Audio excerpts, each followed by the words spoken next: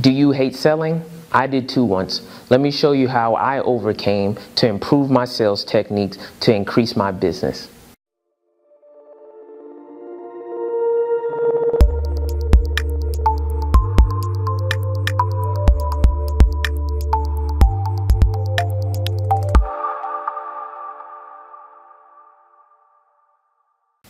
Hello everyone, my name is Coach Glad, Business and Life Empowerment Coach. I'm here today with day 14 of how to start a business in 30 days. Right now we're in how to grow your business phase.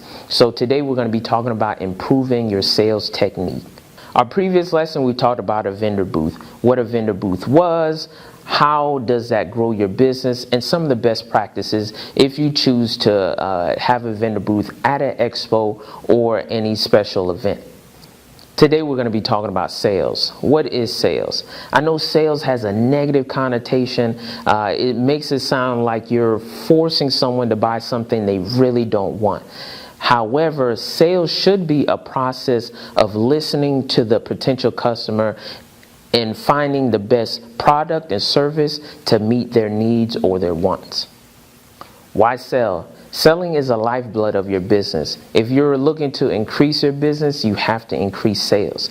And marketing drives the traffic to your business, and it also drives attention to your business. But sales is how you convert that traffic, the leads, or those potential customers into paying customers. Therefore, you have to focus on selling. So how do you improve conversion?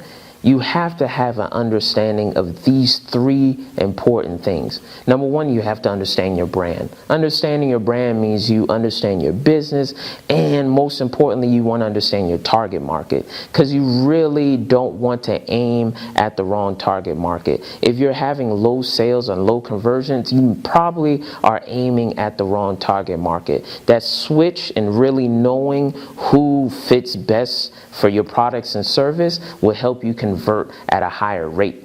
Number two thing is you want to make sure that you have a firm understanding of your products and service. And when you have a firm understanding of not just the features, but how it can benefit your customers, you're going to have a lot more confidence speaking to them. And by speaking confidently about your business, your products, or your services, you'll be able to convert them better.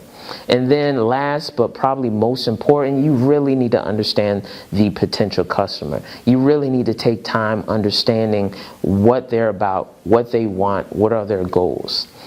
All right, the first part of the sales process, probably the most important, is building trust and rapport. So you want to make sure that you're introducing yourself and that you're personable. The reason being, people buy people. People don't buy products, people don't buy services, people buy people. And based on how you make me feel, I'm going to buy from you. I'm going to trust you. So you want to make sure that you're introducing yourself. This is very important over the phone. I know sometimes when I call certain companies up, they'll say, "Hello, insurance," rather than introducing themselves. And that's very impersonable. And people are less likely to buy from you if you're impersonable.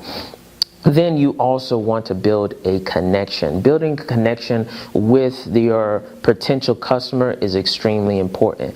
And with me, I think proximity is everything. You want to make sure that there are no obstacles between you and the potential customer.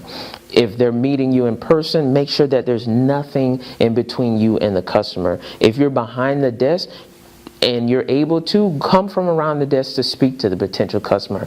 Only go behind the desk to get paperwork or to get something to show them. But when you're speaking to them, you want to make sure that there's nothing in front of you. This is different over the phone.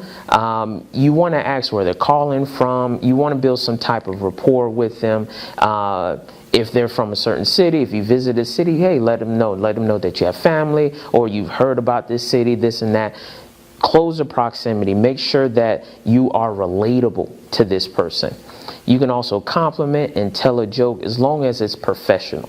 The second part of the sales process, I think, is extremely important, and is listening. This is the big part. You want to ask questions. and let the customer answer. Now that you built rapport with them, they trust you, they're going to be more likely to divulge more information to you rather than if you had no trust or rapport. So you ask questions and you listen. You ask more questions. You ask about their goals. You ask about if it's for a special occasion or uniqueness. You want to make sure that if they're buying for somebody else, you can ask them questions about their personality. Ask questions. You want to ask qualifying questions, and you want to ask questions about their intended goal. And then the third type of question is you want to ask about a pain point. A pain point is a question that evokes an emotional response. So people are less likely to move to a different company that they're currently using unless they are in pain. Pain is a great motivator. So if you're able to have some emotional connection, you're going to be able to sell them down the sales process. So you ask some questions like, hey, how would it feel if you had this product or service? Or how would it feel if you didn't have to deal with this headache? How would it feel if you could spend more time with your family? The third part of the process is all about applying the benefits. If you have a firm understanding of your products and service, you can confidently match them up to the benefits of your benefits to the needs of the customer. You never want to just talk about the features, but talk about the benefits of having a particular feature. Now with this feature, you can do this. Help them to imagine. You can even have an emotional connection. Use imagery. Help the customer to imagine how it would be with your product or service. How would they feel? How would their life be different using their product or service? So help them with that. And then you also want to give social proof. Giving social proof is by saying, hey, this is one of our most popular products, or when people are coming in with your certain situation or your certain goals, they tend to purchase this, and this is why. Last but not least is closing the sale. And I know closing the sale has a negative connotation too, and it's mainly because of this first technique. There are many gurus out there. There are many sales gurus that are much more informed than me, but and they have different techniques. But this one was very, very popular, and it's the direct selling technique. Do you want this one or this one today? And that really forces the customer to make a decision. And now that they were calm and they trusted you, now at the end is, oh, all of a sudden I have to make a decision. Focus on easing the customer into the sale. There's also a question technique. What would it take for you to buy this product or service today? That's also putting pressure. And it's causing the customer to be on edge right when you had them calm and ready to sell.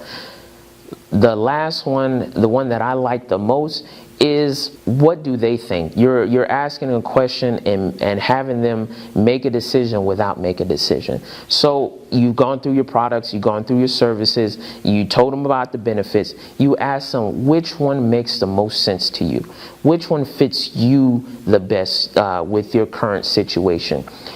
And in the previous phase, you've already told them which one fits them.